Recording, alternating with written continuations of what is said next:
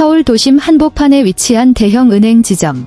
키보드 두드리는 소리와 지폐 개수기 소리가 가득하고 퇴근만을 기다리는 직원들의 피로한 기색이 역력한 주말 거래일 오후의 분주한 분위기 속에서 이 규율 잡힌 공간을 단숨에 숨막히는 정적으로 몰아넣은 충격적인 사건이 발생했습니다. 바로 트로트 왕자 박서진 씨의 갑작스러운 등장과 보안 요원부터 부서장들까지 입을 다물지 못하게 만든 파격적인 행보였습니다. 화려한 경호단도, 무대 위에 화려한 수트도 없이 서진 씨는 소박한 차림에 삼천포 바다의 풍파가 약간 서린 얼굴로 은행 로비에 들어섰습니다. 그러나 그의 눈빛은 결연한 의지로 불타고 있었으며 손에는 노련한 투자 상담가조차 예상치 못한 거대한 금융 계획이 담긴 커다란 가방이 들려 있었습니다.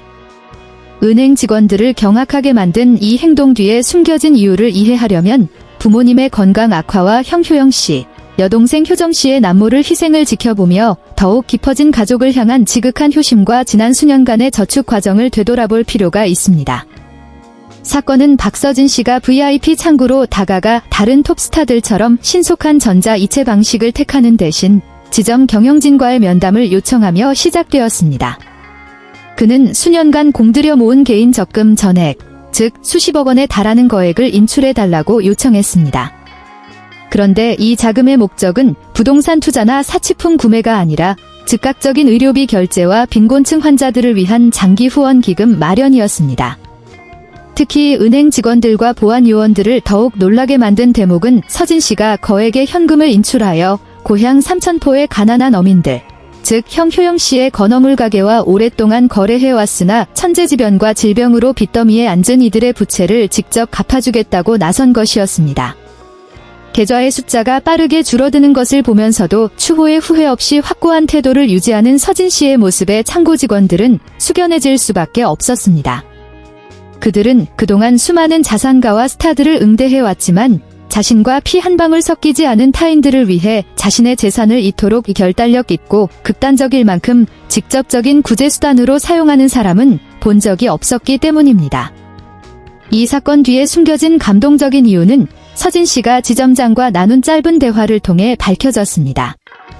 그는 형 효영 씨의 예비 신부가 가족을 위해 헌신하다 건강이 쇠약해진 모습과 여동생 효정 씨가 운명을 바꾸기 위해 연습실에서 매일 10시간씩 땀 흘리는 모습을 보며 은행에 머물러 있는 돈은 그저 영혼 없는 숫자에 불과하다는 것을 깨달았다고 전했습니다. 그는 무대 위에서 피땀 흘려번 돈으로 고향의 평안을 사고 싶다고 말했습니다. 산림남 스튜디오에서 기부 영수증 뭉치를 손에 들고 로비에 서 있는 서진 씨의 보안 카메라 영상을 지켜보던 은지원 씨와 백지영 씨는 평정심을 유지하기 힘들었습니다. 서진 씨를 친동생처럼 아끼는 은지원 씨는 이 의로움이 자신의 상상을 초월했다며 이것은 단순한 자선이 아니라 가난을 겪어본 영혼만이 할 수 있는 절실한 헌신이라고 탄식했습니다. 백지영 씨 역시 당황하던 은행 직원들이 점차 감동하여 존경의 인사를 건네는 모습이야말로 진정한 예술가의 인격을 보여주는 거울이라고 목매어 평했습니다. 은행에서의 이 행보는 금융권뿐만 아니라 삼천포 구석구석까지 거대한 파장을 일으켰습니다. 평소 거액의 현금 가방을 경계하던 보안 요원들은 이번만큼은 서진 씨를 차까지 배웅하며 자발적인 명예 경호 대여를 형성했습니다. 이는 어떤 지시도 없이 우러나온 경의의 표시였습니다. 이 소식은 건어물 가게의 형 효영 씨에게도 큰 울림을 주었습니다. 그는 어린 줄만 알았던 동생이 이제 박 씨 가문을 대표해 이토록 위대한 선행을 베풀 수 있게 되었다는 사실에 감개무량해했습니다.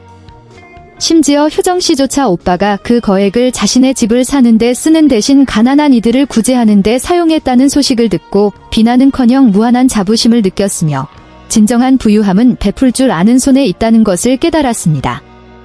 모두를 경악하게 만든 가장 큰 이유는 서진 씨의 단호함이었습니다.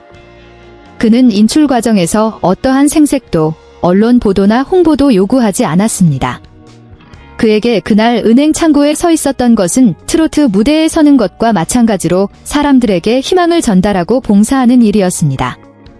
이 보고서는 서울거리의 노을이 길게 드리워진 가운데 고향에 개인 병원을 세울 때 약속했던 수천 명의 생명을 구하겠다는 서약을 지켜내며 홀가분한 마음으로 은행 문을 나서는 박서진 씨의 모습으로 끝을 맺습니다.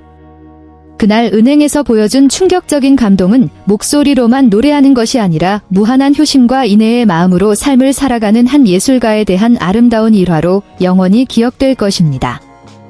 이는 계산이 가득한 세상 속에서도 박서진 씨처럼 가족과 고향이라는 성스러운 이름 아래 모든 것을 기꺼이 내어줄 수 있는 사람이 존재한다는 것을 증명하고 있습니다.